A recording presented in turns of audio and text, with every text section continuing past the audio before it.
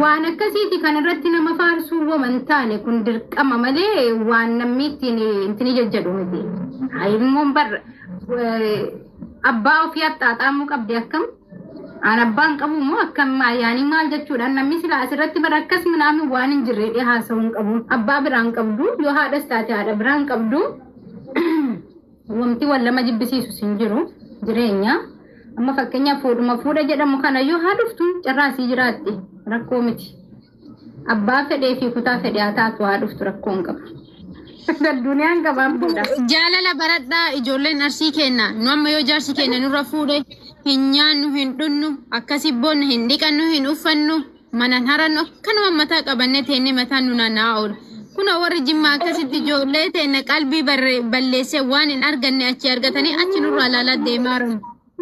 Akkana nu harka saamutti jiran jarri waan isaan barbaadan goote amma haati seena ismaartiidha maatii jaalalaa keessa guddatte khalaas jaarsa amma sirra oromoo maal jetta winnaan jedhi ummuseena sirratti fuudhaa gati jirtu asliin barbaanna na fuudhu namni sadaangessu jiru wallaa barbaanna na fuudhu ajjelte badhiiraan fuudhi gaafa jette badhiirri baqqaacho achi gargaltee sirratti ulaaltu yoona irratti fuudhin hin fuutu akkas jette si morkaaf deemtee si fuuti jireenyi morkan barbaaddu walumaa galuu barbaada malee walumaa galuu abbuma manaati faati manaa walii galaa rakkoon hin jiru hafuudhu rakkoo miti aslan kida afurtu eeyyamamee fi arfan sunuu rakkoo hin qabu nuti ilaalla akka obboleettiitti haa dhufan an dhugaa dubbachuu fi hin eeyyamu ani asii bismillah gaafa jedheni kaachiidhachuu jammaru asiillee bismillah jedheni kanarraa buusuu jammaru. Shururkaa jannataan argattu kaasiifuu gaafa san. Badda sii sharakkaa miti harka keessa. Harka sheekaa jannanni jireenyuun isiin jedhe odu.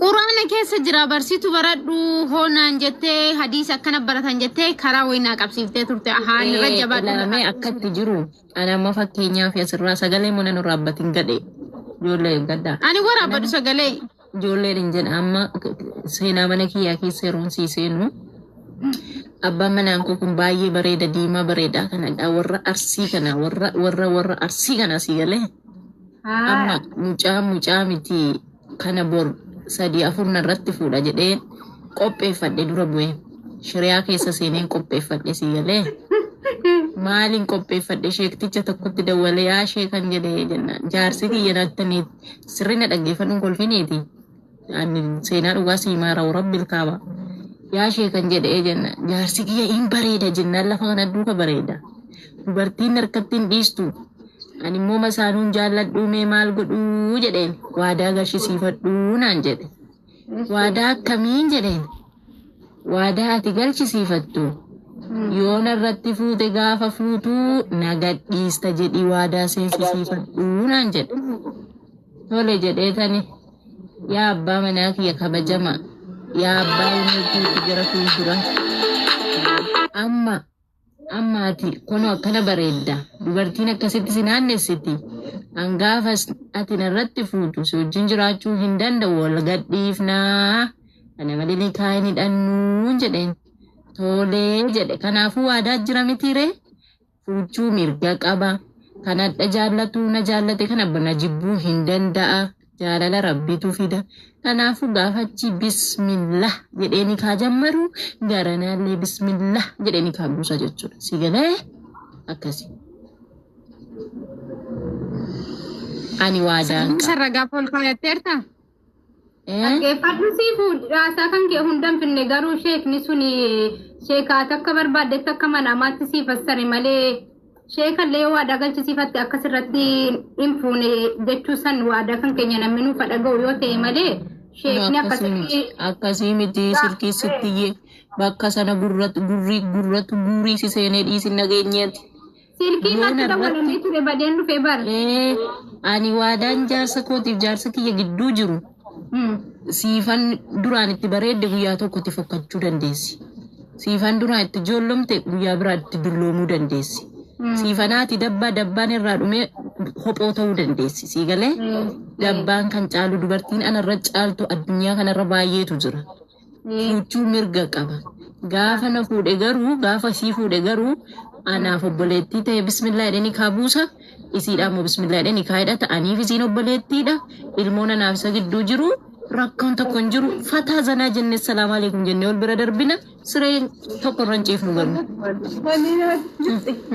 Hadiisni kun amma sahihaadha moo Mana jirti. Waadaadha dura buutee osoo nikaa hin hidhatiin waadaa jedhamutu jira shari'aanuma keessa waadaa jalqaba. ati maal tolchiteeti gaafuma jalqabaarra waadaa seensifatte silaa? Mucaatu bareeda mucatti mucaan dheeraa meetira lama hin diimata Waan wanta akkam nasirratti dubbise nyaatteef kanaaf ni baru. akkamtiin jedha jaarsasii footoo osoo agartee siifan. Moodela odoo ta'e ni danda'a. Mucaan hin bareeda tsabaayii qaba hin bareeda dubartiin asirraa hin buttinarraa. Maatii isaa warra as jiru nuti akka faamiliitiin waliin qaraanaadha manaa isaa waliin. Ishoo Intalli isaa dhiyoo kana atillee asii gaade tokko dhuftee silkii sirkaa fuutu qaatis kana mistira baastaa eessatti si beenna isaa miti sun deemasii. warra balkaaba. Ndee obboleessi isaa as jiru sana wal beeknaani. Amma kun haadha seenaa jala dhuftee tokko mee assalaamu alaikum siin jetteetti tokko laalime. Warri abbaa manaa siifan barbaadan keessaan na dubbisaayyee anatu beeka maatii isaa hanga haadhaaf abbaatti. Haadhuma faaxee kana sodaan iyyuu asirra fiduu dhiise haadhuma faaxeen harkaa butti. Akka boqqollootti waan namaan barbaaddu dhaggeeffadhu akkas jedhan sobaaban akka boqqollootti qooxii irratti fannifadha gaafa sin abbaa manaa keessa qabachaa daddachutti.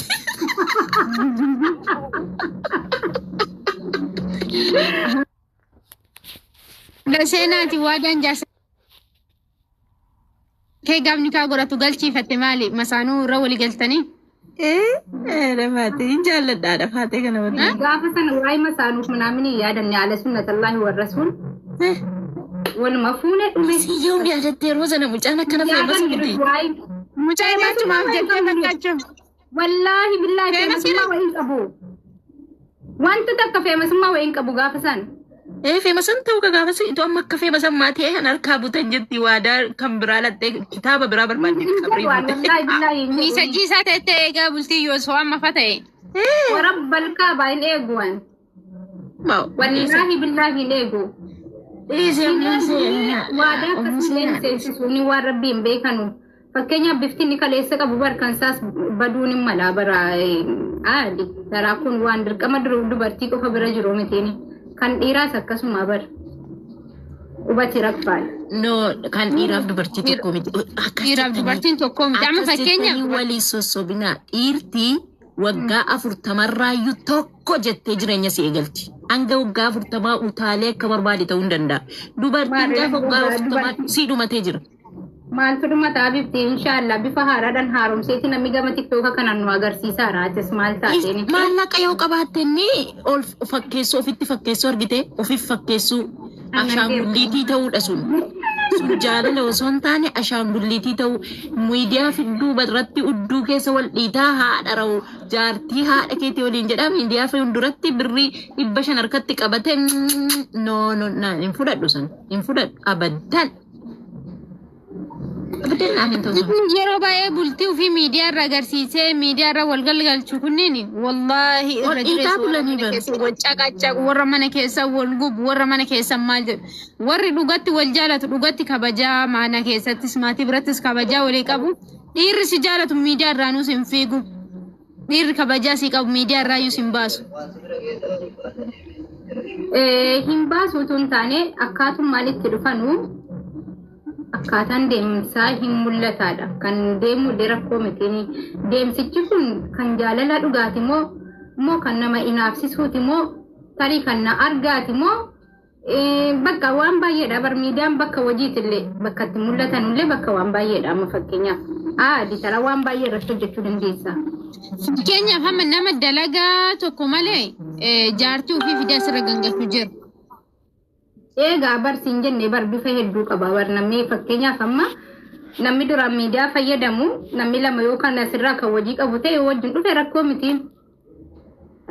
Namni tarii waliin hafisuuf dhufus hin jira. Bakka waa wal keessaa sii galee gabaadhaan. gabaa iidiiti namni waan barbaade bitatee galaa. Warri xiqqoo akkuma amma haati seenaa jette kuni haati seenaa maal ibboo jette waggaa 40 boodas ganaa tokko jennee as baanaa inni siin jettee fi warra akkas godhetu dhufee abshiruu jedhaanii jira allan illaachuu argite sin yaada nu yaada ni nutti agarsiisa. Kun hin taane allan illaachuu. Allan illaachuu barakkan man kameeraa jalatti agarre malee nuti keessaa namaan hin haasofnu bar. Asli wafaan waggaa meeqa golfuutanii? Asli fana waggaa meeqa golfuutanii? Beeku an meeqa geenyeerra erga wal agarre waggaa meeqa nuti. 13 geenyeerra 13 tokko hin taane. Naammallee hin geenye. Waggaa 8. Kan malugaa waggaa meeqa? Torba kaayisiin. Isin torba. Achumaan argitee gurbicha achumaan dhiqaa buusee barmu. Ilaalaa. Turree buna. Keessaa achi qabii maal bitachuu barbaadde hawwii bira deemee achisiifa qabdu. Waggaa 9 jedhaa jiru. Waggaa 9. Kunti wanni jettaniif maashaallah innis nama kabajaa si qabu atis kabajaa isaa qabda waa waggaa 18 warra kun waliin jaareeru wayitu na fakkaata yoo ka isin ijoollee kana akkasiis ilaala. Ganaadha bifti ganaadha. Nagaan bulaa isinitti haa tolaa. Nagaan bulaa. Inkoofte.